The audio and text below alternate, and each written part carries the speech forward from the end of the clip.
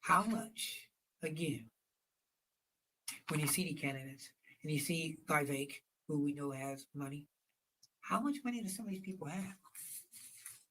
Well, you know what? We're going to break it down. We're going to tell you a couple of things.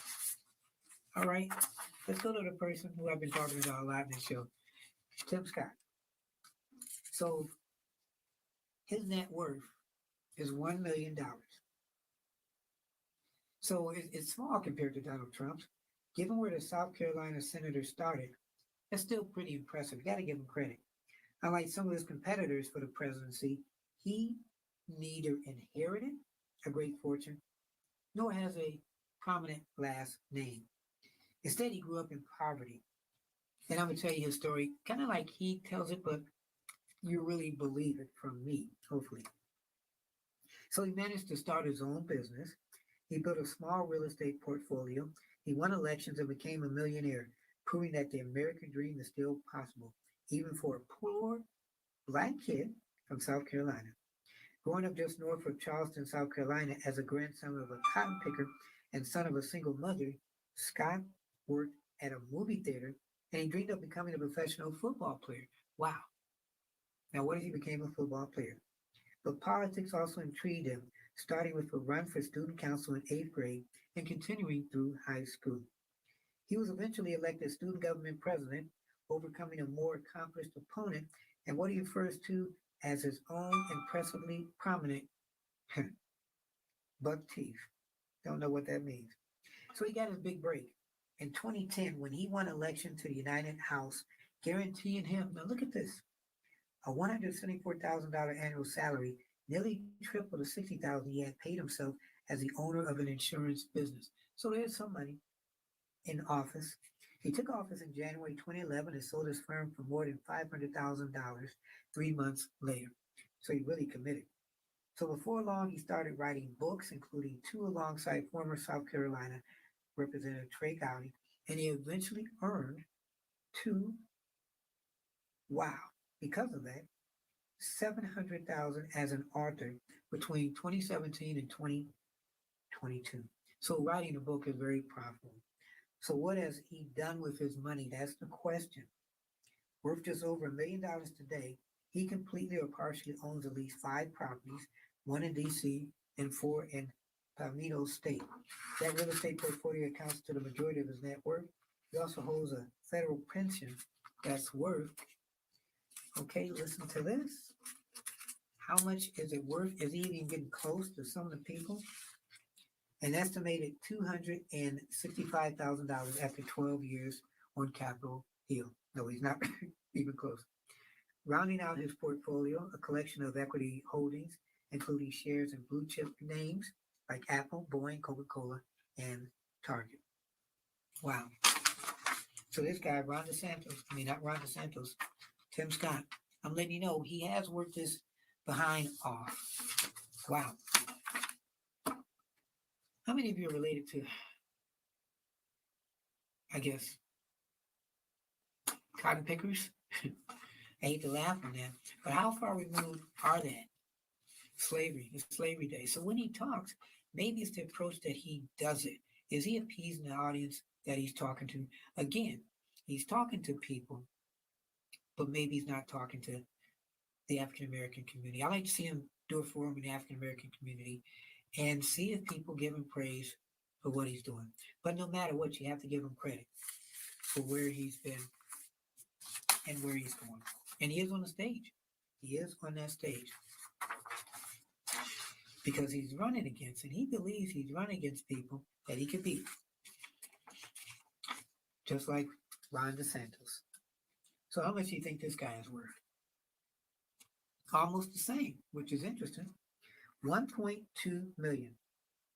So whether he wins the nomination, he's already gotten rich trying. So the Florida governor said he was worth 1.2 in a filing released, but a year ago he's made more than $300,000. So in less than a year, he's made more than $300,000 because he did a book deal, and it was also tied to his bid to run for White House. Marion Williamson, They say she's got a book deal. How many other people are doing some of this because they've got things out? So why not run for president? Because you're running, you're promoting your stuff. So when your stuff comes out, bam, you're going to make some money. So his book coming out, The Courage to Be Free, Florida's Blueprint for America's Revival, they paid him $1.2 million. 12 years ago, let's go back, before he was nationally known, he published another book, Dreams from Our Founding Fathers, First Principles in the Age of Obama. Wow, which gave him $20,000. That was it. So he's not used to living with a lot of money. He grew up middle class in Florida before heading to Yale, where he captained the baseball team and graduated in 2009. He started his career as a history teacher at a private school, then went to Harvard for law school, graduated in 2005. At 27, he landed a job with the United States Navy, which provided a modest salary. Wow. So he was kind of like us in some ways. And he's governor and now running for president against Donald Trump. Poll results way up here for Trump. Poll results way down here for DeSantis. And some people think that he will drop out of the race because he hasn't made any effort to move up. People say he's scripted. Some people say he's got those weird eyes. And some people say he has no personality. But Florida, from what we heard from him and what I've heard, has been a very great state for him. So you wonder, why can't he take what's done in Florida and take that to another level as he's run for president? Wow. They say he doesn't have a lot of charisma. And maybe in the end, that's what's going to do him in. So we're talking about some of the people who are running for president and how much they're worth. Speaking of charisma and how much they're worth, Mike Pence, his net worth is $4 million. So government pensions made the former vice president a millionaire in 2019, but he really cashed in at the 2020 election. It forced him back into the private sector. So he made more money when he got back into being just regular Mike Pence. It took him nearly 2 decades of government service to become a millionaire. Wow. But in the few years after being president, he's gotten almost as much money in those few years than it took him all those years to get to become president. He's gotten that money from being a public speaker, writer, and consultant after leaving the presidency. His book, Hell the Chief, made him wealthier, and he got about $4 million from that book. From the start of 2022 to June 2023, he's gotten more than $3.4 million. Wow. His wife, Karen, even wrote a book. She received $75,000 in advance for her book, When Is Your Time to Serve? So growing up, he was the son of a Korean War veteran who helped build oil company, an Indiana gas station, and convenience store chain with more than 200 locations at its peak. Mike Pence graduated from Indiana University Law School in '86. He passed on a job in his family's business, instead mounting unsuccessful campaigns for Congress in '88 and '90, and briefly working at a small law firm. Wow. So some people may not know about this, but a second congressional campaign erupted in scandal after they used political donations to cover a mortgage, credit card, and grocery bills. So come on, Pence, you should know better than that. He said, because of this, I'm not embarrassed that I need to make a living, he told the press at the time. Such personal spending, though, was legal then, though it has since been banned, but proved unpopular with voters. Wow. I mean, I could have told you too. Can you go into your bank or your political contributors and use it to pay your bills, even though you're hurting? To this day and age, a lot of people are doing that, a lot of politicians. And they think they can't get caught, but eventually they do. What is that? Crime doesn't pay? No. Just try to make the money. So one of my favorite people comes and goes. Is she a Trump supporter? Is she not? but she was a good Secretary of State and good South Carolina governor. And she's running to be the next president. I think that she will become maybe a vice president candidate. I know she's looking for something, but boy, does she have fire when she talks. She goes after Vivek, and she pretty much says, "I don't trust you." She doesn't like Christie. I don't think she likes anybody. She wants to win. So, former South Carolina Governor Nikki Haley's platform is "Don't mess with me." So, at the height of her career, her family was short on cash. Think about this. She quit the Trump administration and made millions. When she was Secretary of State, she wasn't making a lot. She last served in office as a U.S. ambassador to the United Nations. Her family's finances were a mess. Wow. Her parents owed at that time over $1 million and were in danger of losing their home. A devoted daughter, she had loaned them hundreds of thousands of dollars in the past with her husband, but she could not solve all of the parents' problems with less than $100,000 sitting in her bank accounts and almost $200,000 coming in each year in salary. She wrote two books after leaving the Trump administration: a 2019 memoir that sold more than 100,000 copies, and a 2022 title gave her more than $350,000 in advance payments. She offered also consulting services, generating more than 700,000 in fees. And then there were corporate boards. She was on them. She got over $300,000 in cash in stocks. And she remains on the board of the United Homes Group, which gave her over 250,000. So her roots came from her childhood. Her parents came to America to offer their children opportunity, even though they lived comfortably in their native India. Her father was a son of a commanding officer in the British colonial army, and her mother was in a large house full of servants. Wow. They settled in the small town of Bamberg, South Carolina in 69. Her father got a job as a professor, and in 1976, her mother opened a clothing business named Erotica International. Wow. Had to be an interesting company. So as you see, some people have a lot of money and some people don't. Her net worth is $8 million. A little bit more than some of the other candidates running. Speaking of running, and we just talked about him, Robert F. Kennedy Jr. You wonder, man, this guy, does he have a lot of money because he's a Kennedy? Well, let me tell you about what he is worth. Because you figure he's a Kennedy, he's got to have some money. He dresses pretty good. So, and do you like Kennedy? Some people do, some people don't. How many people are voting on him because he is a Kennedy? His net worth, surprisingly, is low. It's $15 million. So the Kennedys have a lot of money. We know that, but they also have a lot of kids, leaving it with less than you might expect. Wow. He has, and I was kind of surprised. Think of this. The Kennedys. He has where he can ask for money and they will give it to him. But he has a lot of kids, so he's only got, like I said, 15 million. For decades, the Kennedy clan was one of America's most powerful families. Jeez. He got one of the most lucrative deals because he's smart in the stocks. But his father, Joe Kennedy,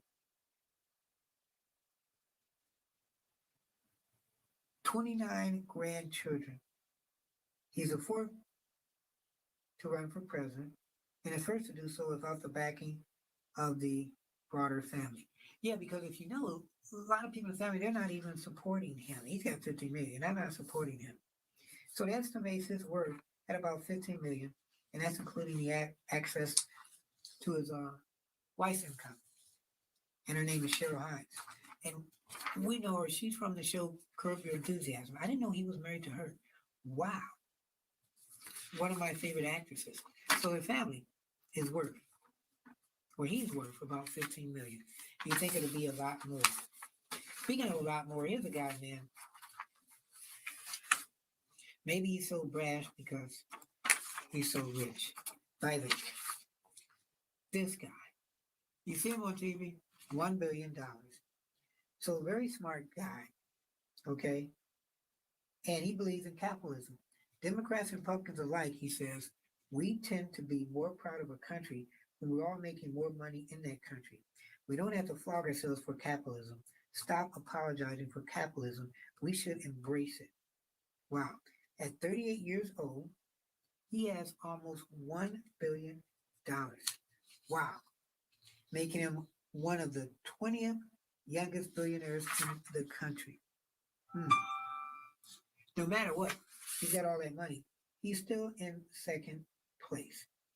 But then he does a show, like I said, and where he interviews people, and he seems down to earth. But recently, in the past, he's been taking some hits as far as running for president. They say he's Trump 2.0, or that he's running to be like a Trump, and maybe he wants to be, you know, the person who's vice president.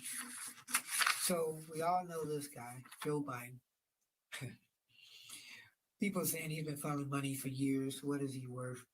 Well, it says his net worth is $10 million. But as he goes through this investigation, they say it's more than that. So he's worth an estimated $10 million, up from 8 million when he took office. So when he took office, he's only 2 million. Now he's 8 million. So that means he's doing a lot. How does he get this money? He sits on real estate. Wow.